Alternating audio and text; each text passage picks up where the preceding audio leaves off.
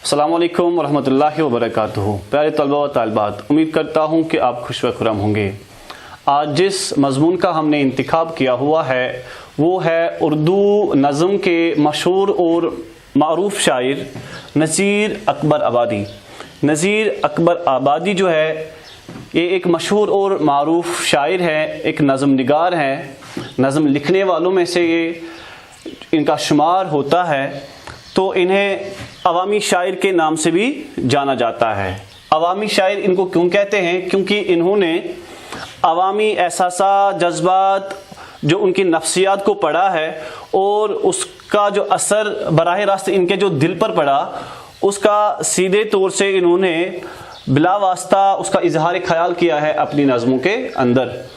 इनके बारे में कुछ पढ़ेंगे हम, उनकी सवानेह पढ़ेंगे कि इनकी विलादत कब हुई और इनके वालिद मोहतरम का नाम क्या था और इब्तिदाई तालीम जो है वो कहाँ पे हुई। तो आइए पढ़ते हैं। जहाँ तक इनके नाम का ताल्लुक है, इनका जो असल में नाम था वो शेख वली मोहम्मद था। क्या था? शेख वली मोहम्मद। और तखल्लुस क्या करते थे? पेन नेम था इनका नज़ीर। क्या नाम था? नज़ीर। तो असल में नाम था शेख वली मोहम्मद, ठीक है। और तखल्लुस क्या करते थे? नज़ीर। इसलिए इनको बोलते हैं नज़ीर अकबर आबादी। अकबर आबादी क्यों बोलते हैं? अगर हम इनकी विलादत की बात करते हैं तो इनकी विलादत कहाँ पे होती है? दिल्ली में। कब?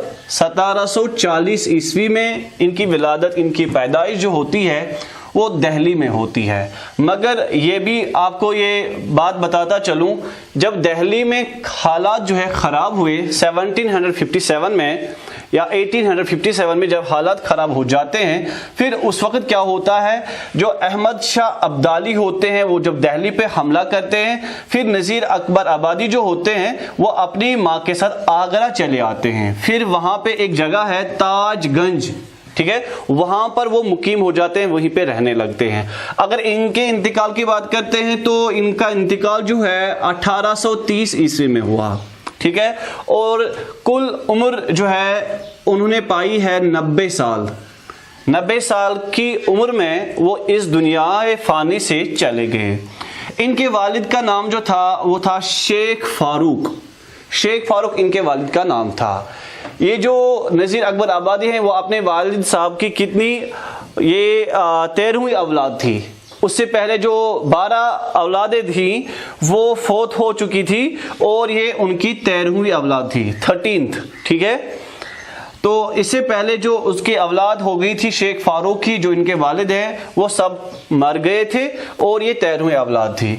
और इनसे जो 12 औलादें फौत हो गई थी, उसके बाद जो है जो नज़ीर अकबर आबादी हैं पैदा हो जाते हैं। जहाँ तक अब इनकी शादी का ताल्लुक है, शादी इन्होंने उधेड़ उम्र में की, यानी कि जवानी के बाद वाला हिस्सा जो है, पहले तो जवानी का हिस्सा आता है, फिर जवानी आती है, ठीक है, फिर उसके बाद उधेड़ उम्र आती है, फिर बुढ़ापा आता है।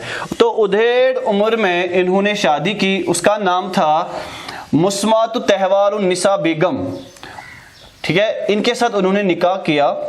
नाम क्या था? मुस्मात तहवारुन्निसा बेगम। तहवारुन्निसा बेगम ये आप याद रखेंगे, जो इनकी बीवी थी। तो दूसरी बीवी का नाम था bint Abdurrahman Chughtai. Bint Abdurrahman Chughtai जो है वो भी इनके निकाह में आ चुकी थी। तो जहां तक इनके बच्चों का ताल्लुक है, लड़का जो था इनका, उसका नाम था लड़का खलीफा सईद गुलजार अली असीर। खलीफा सईद गुलजार अली असीर इनका बेटा था। और इनकी लड़की जो थी उसका नाम था अमानी बेगम। क्या नाम था? अमानी बेगम। तो जहाँ तक हम इनकी शायरी का जो सिलसिला जो था, जो उन्होंने शायर व शायरी की है, नज़में वगैरह जो उन्होंने लिखी है, तो उनमें कौन कौन से अल्फाज इस्तेमाल किए हैं, क्योंकि वो अरबी और फारसी को अच्छे से जानते थे और उर्दू पर भी महारत हासिल थी, ٹھیک ہے.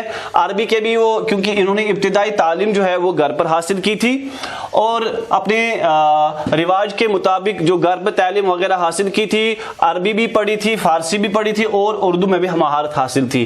جو متروک الفاظ ہو گئے تھے, جن الفاظوں کو ترک کیا گیا تھا, ان متروک الفاظ کا انہوں نے جا بجا استعمال کیا ہے, جو کہ کئی باقی سارے شعراء نے استعمال نہیں کیا ہے. تو استعمال کس نے کیا ہے؟ نذیر اکبر آبادی نے اپنی نظم میں ان الفاظ کا بھی استعمال کیا جنہیں متروک کیا گیا تھا. تو انہوں نے جو اپنی زبان میں نظموں میں جو لہجہ اپنایا ہے وہ ہے ہندوستانی لہجہ. ٹھیک ہے, ہندوستانی الفاظ کا استعمال, ہندوستانی بول چال جو ہے اس کا استعمال جو ہے, اظہار خیال جو ہے وہ اپنی نظموں میں کرتے ہیں. تو نذیر اکبر آبادی جو ہے, ان کا زمانہ کون سا زمانہ رہا ہے اور کون سے بڑے جو شاعر تھے وہ کون تھے جو اس کے زمانے کے تھے, ہم عصر تھے, وہ تھے میر تقی میر. ٹھیک ہے, میر تقی میر جو تھے وہ ان کے ہم عصر تھے, یعنی کہ اس زمانے میں ان کے ساتھ تھے. تو انہیں اس کے ساتھ عوامی شاعر بھی کہا جاتا ہے. عوامی شاعر بھی کیونکہ یہ سادہ زبان کا استعمال کرتے تھے اور ہندی بھاشا کا بھی استعمال کرتے تھے موقع کی مناسبت دیکھ کر, اس لیے ان کو عوامی شاعر کہا جاتا ہے. کیونکہ یہ میلوں میں, تہواروں میں, عید الفطر ہو, دیوالی ہو, رکشا بندھن ہو, ہولی ہو, ان تہواروں کے ساتھ انہیں خاص لگاؤ تھا. کیونکہ ان کے ذہن میں کوئی وہ ملت و مذہب کا کوئی فرق نہیں ہوتا تھا. جس طبقے سے بھی کوئی تعلق رکھتا تھا وہ ان کے ساتھ اٹھتے تھے, بیٹھتے تھے. ٹھیک ہے, ان کے ساتھ جو ان کی نفسیات ہے اس کا مطالعہ کرتے تھے. عید کے موقعوں پر ان لوگوں کے پاس بیٹھتے تھے, چاہے دیوالی ہوتی, دسہرہ ہوتا یا کوئی بھی تہوار ہوتا, ان کے ساتھ ان کو خاص لگاؤ تھا. ٹھیک ہے, تو وہ مذہب و ملت پر بھروسہ نہیں کرتے تھے, رنگ نسل پہ بھروسہ نہیں کرتے تھے, ہر ایک سے اچھے سے ملتے تھے. کیونکہ ان کا جو نظریہ تھا وہ وسیع تھا, دل کشادہ تھا, اس میں ذات پات کی وہ تمیز وہ نہیں کرتے تھے, وہ سمجھتے نہیں تھے. ٹھیک ہے, ان کے یہاں ہر کوئی برابر تھا, اس لیے ان کو کیا بولتے ہیں؟ عوامی شاعر. تو اس کے بعد جو ہے انہوں نے جو قصیدے وغیرہ 3 قصیدے انہوں نے لکھے ہیں. کتنے؟ 3 قصیدے لکھے ہیں. اور اس کے ساتھ انہوں نے کھیل تماشے بھی لکھے ہیں, کبوتر بازی ہے, بلبلوں کی لڑائی ہے, گلہری کا بچہ ہے, ریچھ کا بچہ ہے, ازدہے کا بچہ جو ہے, یہ وغیرہ لکھے ہیں انہوں نے. ٹھیک ہے, تو ریاض فتح پوری جو ہے انہوں نے جو لقب دیا ہے, خطاب دیا ہے نذیر اکبر آبادی کو, تو کیا کہا ہے؟ چٹکلے باز شاعر. چٹکلے باز شاعر, کیونکہ یہ اپنی نظموں کے اندر ایسی باتیں بھی کرتے ہوئے نظر آتے ہیں کہ انسان کو بے اختیار ہنسی آ جاتی ہے. اس کے بعد نذیر جو ہے ان کا جو دماغ ہے کہا جاتا ہے وہ چھوٹا تھا اور تجربہ بھی محدود تھا. کلیم الدین احمد جو ہے, جو ایک تنقید نگار ہے, انہوں نے کہا ہے کہ نذیر اکبر آبادی جو ہے وہ آسمان پہ ایک چمکتا ہوا, ایک درخشاں چمکتا ہوا ستارہ ہے. ان کے جو دوست اور احباب تھے, جو دوستی کا جو حلقہ تھا, جو دائرہ تھا, وہ بہت وسیع تھا. ٹھیک ہے, کیونکہ یہ بہت سارے لوگوں کے پاس اٹھتے تھے, بیٹھتے تھے, لین دین کے تعلقات ہر کسی سے رکھتے تھے, اس لیے تجربہ بھی زیادہ حاصل ہو گیا تھا. اس لیے ان کے جو دوست احباب کا حلقہ جو تھا وہ وسیع تھا. اور اس کے ساتھ ساتھ کن مشاغل میں, کن کاموں میں وہ زیادہ دلچسپی لیتے تھے. ایک تو وہ شطرنج کھیلتے تھے, چوسریا کھیلتے تھے, اس میں ان کو بہت مہارت حاصل ہوئی تھی. ٹھیک ہے, اور عربی اور فارسی زبان کے کیا تھے, وہ بہت بڑے ماہر تھے. اس کے ساتھ ساتھ ہندوستانی تہوار جیسے کہ دیوالی ہے, دسہرہ ہے, عید ہے, رکشا بندھن ہے اور دسہرہ وغیرہ جو ہے وہ ان میں وہ خاصی دلچسپی لیتے تھے. اور ان پر بھی انہوں نے کیا ہے, نظمیں لکھی ہے. نظم نگاری میں ان کا ایک منفرد مقام ہے. کیا ہے؟ منفرد مقام رکھتے تھے وہ, ایک خاص مقام, اونچا مقام رکھتے تھے. کس کے اندر؟